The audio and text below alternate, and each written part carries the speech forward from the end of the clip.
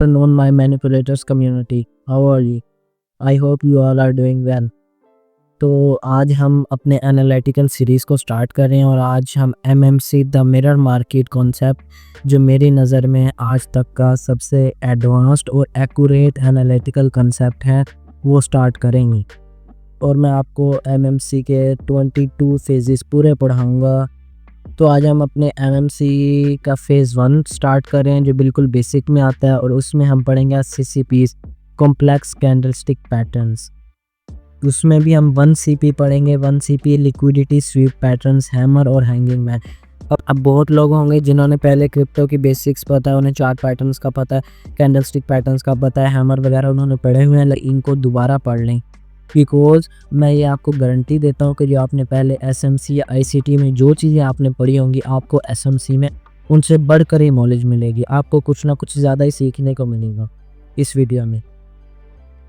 MMC का phase 1 आगे आने वाले तमाम फेजेस की बेस है, तो आपने बेस को पक्का करना और आपने फ़ेज़ 1 आपको बोरिंग लगेगा ये मैं बताता हूँ, लेकिन फ़ेज़ 1 बहुत इंपॉर्टेंट है, आपने इस पे गौर करना है। तो हैमर के बारे में तो सारों को पता होगा, बट अब मैं 4 शेप्स हैं वो चारों शेप्स मैं अब ड्रा करके दिखाता हूँ। तो आपको मेरी ड्राइंग अच्छी नहीं है, बस आपको कॉम्प्रोमाइज़ करना पड़ेगा।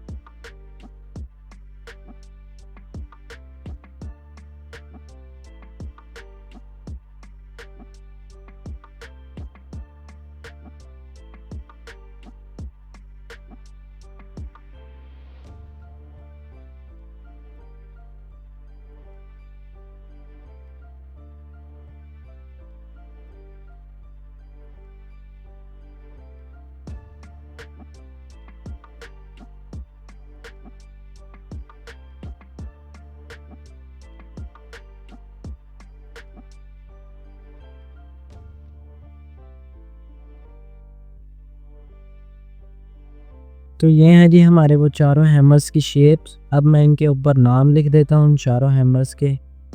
ये हमारे पास नॉर्मल हैमर है जिसे हम आम लैंग्वेज में हैमर कहते हैं, और ये टॉप विक हैमर है, टॉप विक या हाई विक। मैं यहाँ पे टॉप विक हैमर लिख देता हूँ बिकॉज इसके टॉप पे विक है तो हम इसे टॉप विक हैमर कहते हैं। ये पार्शियल हैमर है।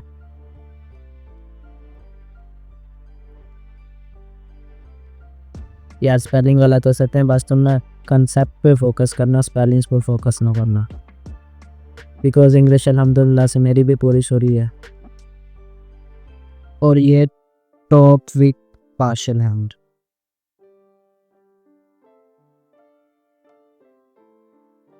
ये हमारे पास टॉप विक पार्शियल हैमर हो गया, और वो हमारे पास ये हमारा सिंपल हैमर है। ये टॉप विक हैमर है, ये पार्शियल हैमर है, और ये टॉप विक पार्शियल हैमर है। जब भी हम यहाँ से इस साइड को जाएंगे तो हमारे पास पावर इंक्रीज़ होगी, हैमर की पावर इंक्रीज़ होगी जब भी हम उधर को जाएंगे।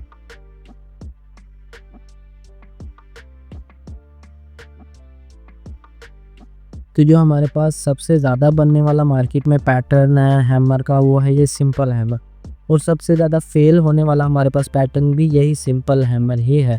ये सबसे ज़्यादा फेल होता है बिकॉज ये सबसे ज़्यादा वीक हैमर होता है। ये दिखता खूबसूरत है, अपनी बॉडी के लिहाज से बहुत प्यारा लग रहा होता है, ऐसा लग रहा होता है कि बस इससे ज़्यादा बुलिश कोई और हैमर है ही नहीं। तो ये हैमर जितना प्यारा दिखता है उतना ये जहरीला होता है, ये सबसे ज़्यादा फेल होता है। उसके बाद आता है टॉप वीक हैमर। ये इस हैमर नॉर्मल हैमर के मुकाबले में टॉप वीक हैमर थोड़ा ज़्यादा पावरफुल होता है। ये टॉप विक हैमर के टॉप पे विक होती है, इस वजह से ये पावरफुल होता है, और इसके जो नीचे का जो असल जो प्रेशर होता है ना वो डाउन साइड पे होता है। डाउन साइड पे प्रेशर इसका भी होता है, डाउन साइड पे प्रेशर इसका भी है, इसका भी है, इसका भी है। सारों का डाउन से प्रेशर अप की तरफ जा रहा है जो हमें इंडिकेट करता है कि नीचे से बायर्स मार्केट को ऊपर पुश करें। बट जो एक चीज़ है वो ये है कि ये वाली जो विग है ना, ये होनी चाहिए, ये होना लाज़मी है। ये जितनी बड़ी होगी उतना ज़्यादा यहाँ पे हैमर को पावरफुल समझा जाएगा। लेकिन एक बात आपने यहाँ पे और भी याद रखनी है, ये ऊपर वाली विग इस नीचे वाली विग से बड़ी नहीं होनी चाहिए। ऐसा ना हो कि ऊपर वाली विग इतनी बड़ी है और नीचे वाली विग सिर्फ इतनी सी है। तो हम इसे हैमर नहीं, इन्वर्टेड हैमर कहेंगे, जो मैं आगे आपको सिखाऊँगा अगले पैटर्न्स में। ते पार्शियल हैमर के पास पार्शियल हैमर की बॉडी बड़ी होती है, जिसकी वजह से इसके पास होल्डिंग वॉल्यूम ज़्यादा होते हैं। होल्डिंग वॉल्यूम मीन्स कि यहाँ पे बायर्स ने ज़्यादा देर तक होल्ड किया, डायरेक्ट बाय सेल की पोजीशंस नहीं लगाए, बल्कि बाय की पोजीशन लगा के उस पोजीशन को होल्ड किया। तो होल्डिंग वॉल्यूम हमें एक बाय साइड पे ट्रस्ट को पैदा करता है। ये वो हैमर है जो इनमें सबसे ज़्यादा पावरफुल होते हैं। Normal hammer, top wick hammer और पार्शियल हैमर, सबसे ज़्यादा जो पावरफुल हैमर है वो ये टॉप विक पार्शियल हैमर है। इसके ऊपर भी ठीक ठाक विक होती है, नीचे भी इसके विक होती है और इसकी बॉडी भी काफ़ी बड़ी होती है, जो कि इंडिकेट करती है कि यहाँ पे बाइंग प्रेशर भी अच्छा है और होल्डिंग वॉल्यूम भी यहाँ पे अच्छा है। तो यहाँ पे बायर्स अच्छे हैं। तो अगर हम इस साइड से यहाँ पर आते हैं तो पावर डिक्रीज़ होती है और हैमर्स वीक होते हैं। इसी वजह से आपने खुद भी मार्केट में कभी कभी नोट किया होगा कि ये वाला हैमर बहुत दफ़ा फेल हुआ है, आपने इस पर ट्रेड लिया बट आपका एसएल हिट हुआ है। इसी वजह से होता है कि ये वाला हैमर फेल बहुत करता है। तो आपने इनकी प्रैक्टिस कैसे करनी है, आपने एक चार्ट ओपन कर लेना है, वहाँ पे आपने सपोर्ट रेजिस्टेंस मार्क कर लिया। मैं लोकेशंस भी बताता हूँ कि कहाँ पे ये हैमर्स वर्क करते हैं, कहाँ पे ज़्यादातर फेल होते हैं। टॉप विक हैमर भी फेल होता है, इसमें कोई डाउट नहीं है कि टॉप विक हैमर फेल नहीं होता। टॉप विक हैमर भी फेल होता है, बट लोकेशन मैटर करती है कि बना कहाँ पे है, वो भी मैं आपको बताऊंगा। अब आपने इनको स्टडी कैसे करना है, आपने चार्ट ओपन करना है, सपोर्ट रेजिस्टेंस लाइंस जो है ड्रा करनी है, या जोन जैसे भी आप ड्रा करते हैं आपने वो ड्रा करके हैमर फाइंड करना है बॉटम पे। आपने लेफ्ट साइड की कैंडल्स को भी हाइड करना है, राइट साइड की भी। आपने पहले हैमर आइडेंटिफाई करना है कि कौन सा हैमर है, टॉप विक है, पार्शियल है, टॉप विक पार्शियल है या नॉर्मल हैमर है। फिर जब आप आइडेंटिफाई कर लें तब आपने देखना है कि इस हैमर के बाद मार्केट उठी है या मार्केट ने इस हैमर को फेल किया है। आप ऐसे सिंगल कैंडल को पढ़ेंगे ना तो आपको पता चलेगा। आप ऐसे करेंगे तो आपकी एक्यूरेसी इंक्रीज़ होगी। मैंने सिंगल कैंडल पढ़ी है, तभी मुझे हर कैंडल के बिहेवियर के बारे में पता है। और आपको भी एक एक कैंडल को पढ़ना पड़ेगा। ये ज़रूरी थोड़ी है कि ये पार्शियल हैमर ऐसा ही बने या ये वाला पार्शियल हैमर ऐसा बने, टॉप विक पार्शियल हैमर ऐसा बने, नहीं, हर जगह काम करे ये भी नहीं। कंडीशन के लिहाज से वेरी करता है। अब मैं आपको एक एक कंडीशन तो नहीं पढ़ा सकता यहाँ पे, इसलिए आप दें चार्ट पे और इसकी प्रैक्टिस करें। तो अब मैं आपको लोकेशंस के बारे में बता देता हूँ।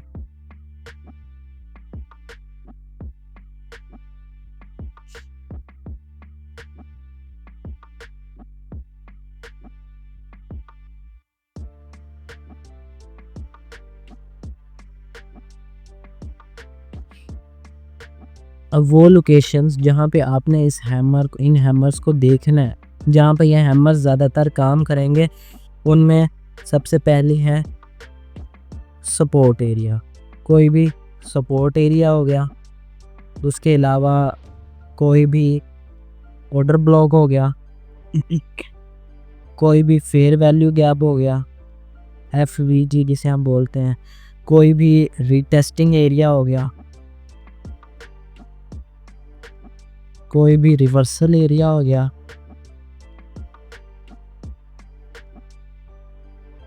ये रिवर्सल और रीटेस्टिंग एरिया के आपने सिर्फ नाम याद करने हैं। ये आगे जाके इसी फेज़ में मैं आपको पढ़ाऊंगा रिवर्सल और रीटेस्टिंग एरिया क्या होते हैं और ये कैसे फाइंड करते हैं। तो इन लोकेशंस पे आपने इनको देखना है हैमर्स को।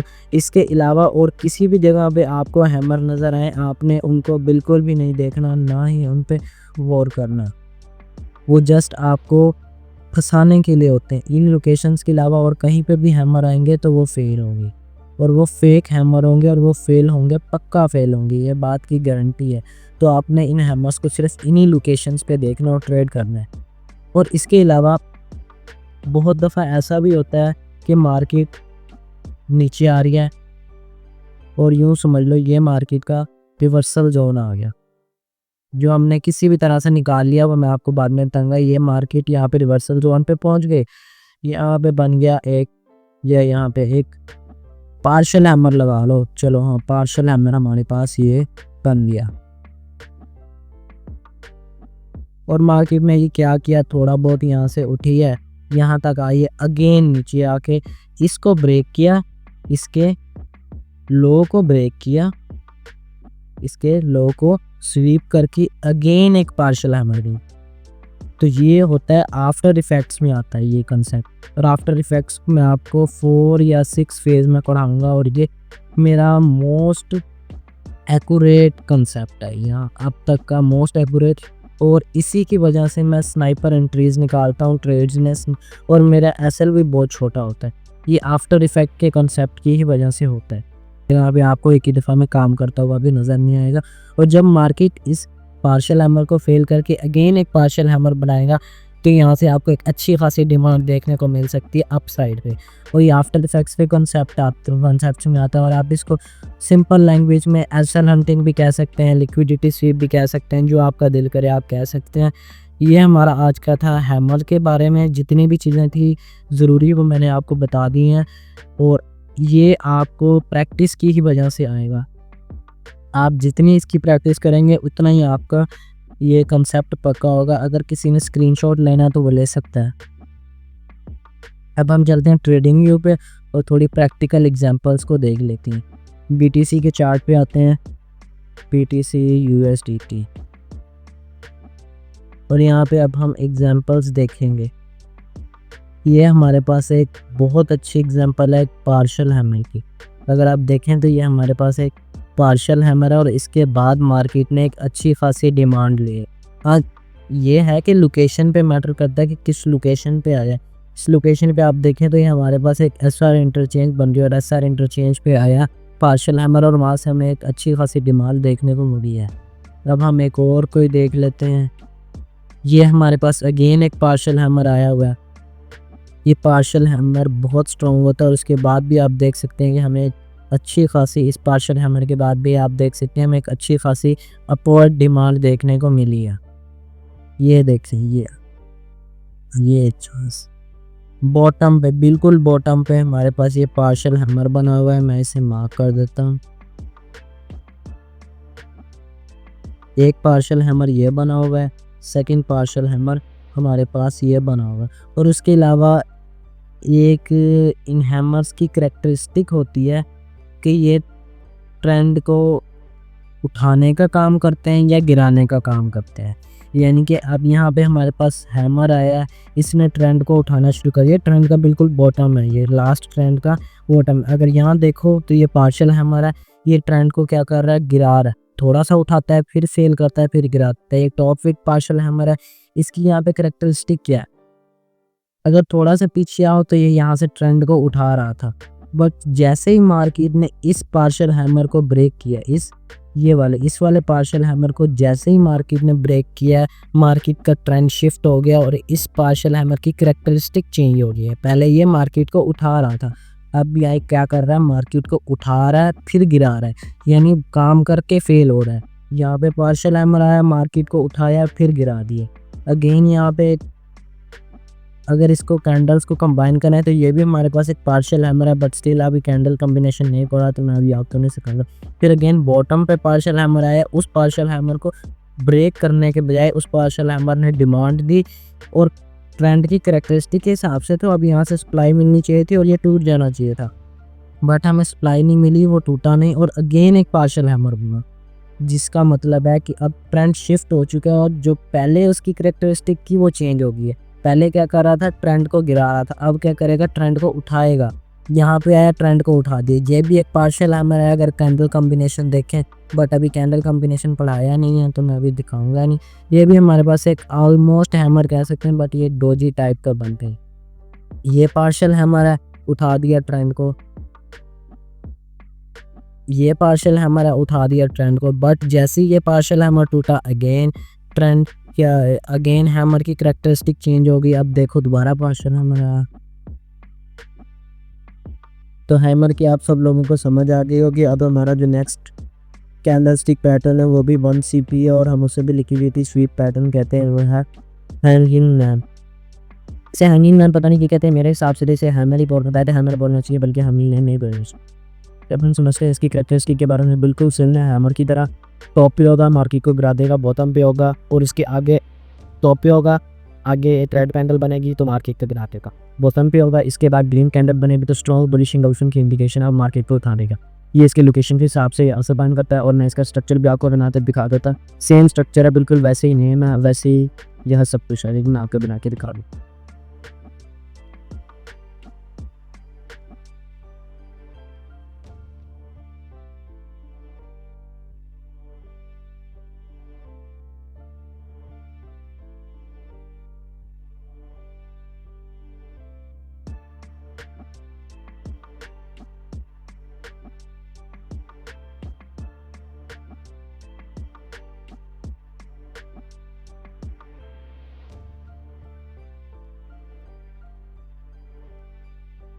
ये हमने इनको स्ट्रक्चर्स बना लिया, अभी थोड़ा सा कलर भी फिल कर देते हैं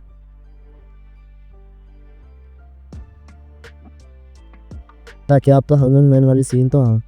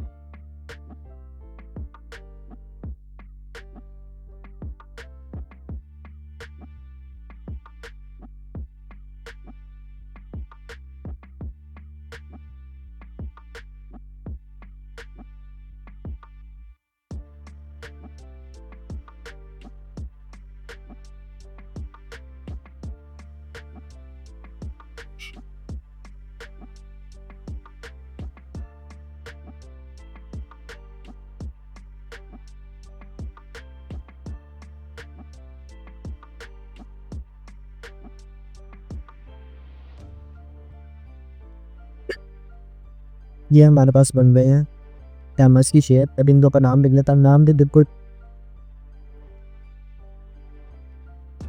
ये हमारे पास बन गया हैंगिंग मैन की शेप। सब मैं इनके ऊपर नाम लिख देता हूँ, नाम भी बिल्कुल सेम वही है। ये नॉर्मल हैंगिंग मैन है हमारे पास, ये टॉक्सिक हैंगिंग मैन।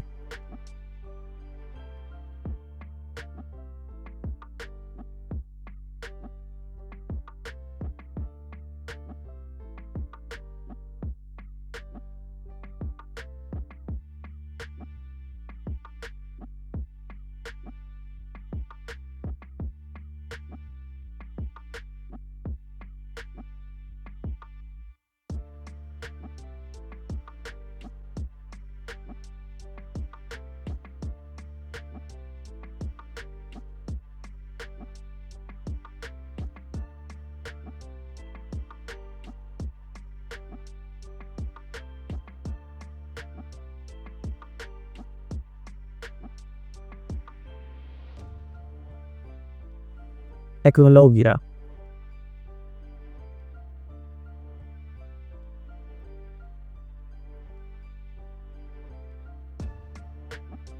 तो ये हमने उनकी शेप्स भी बना ली और इनका नाम भी लिख दिया है और उन्हें कलर भी सब कर दिया ताकि आपको कंफ्यूजन ना। ये नॉर्मल हैंगिंग मैन, ये टॉक्सिक हैंगिंग मैन, ये पार्शियल हैंगिंग मैन है ये, और ये पॉप विद पार्शियल हैंगिंग।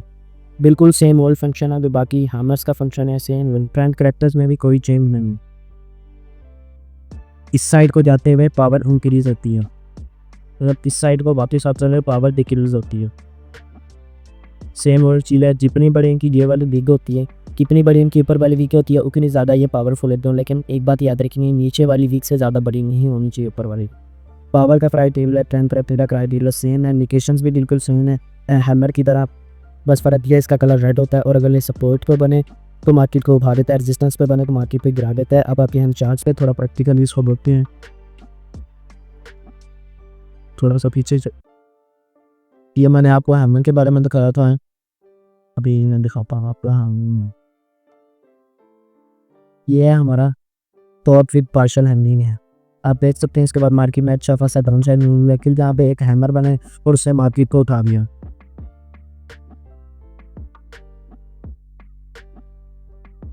अब ये हमारे पास एक पार्शियल हैमर है, इसने भी मार्केट के डाउन साइड यूज़ करा है, बट उतना फास्ट नहीं, हमें डाउन साइड देख लेकर आगे पीछे जाते हैं। कोई ना कोई और एग्जांपल्स हमें देंगे। ये हमारे पास है टॉप वीक हैमर, इसके बाद मार्केट में कितनी अच्छी डाउन साइड मूवी है, कितना ये हमारे पास टॉप वीक हैमर, इसके बाद मार्केट में कितना अच्छा डाउन साइड मूवी है। ये है हमारे पास टॉप वीक हैमर, इसके बाद भी मार्केट में बहुत अच्छा डाउन साइड देंगे। ये आपके पास बहुत सारी ब्लैंक आउट है, आप देख सकते हैं। बस आपने करना है क्या, प्रैक्टिस करनी है। मेरा काम सिर्फ इतना है कि मैं आप लोगों को सिखा सकता हूँ, चीज़ें बता सकता हूँ, उनको प्रैक्टिस करना, उनको मास्टर करना आपका काम।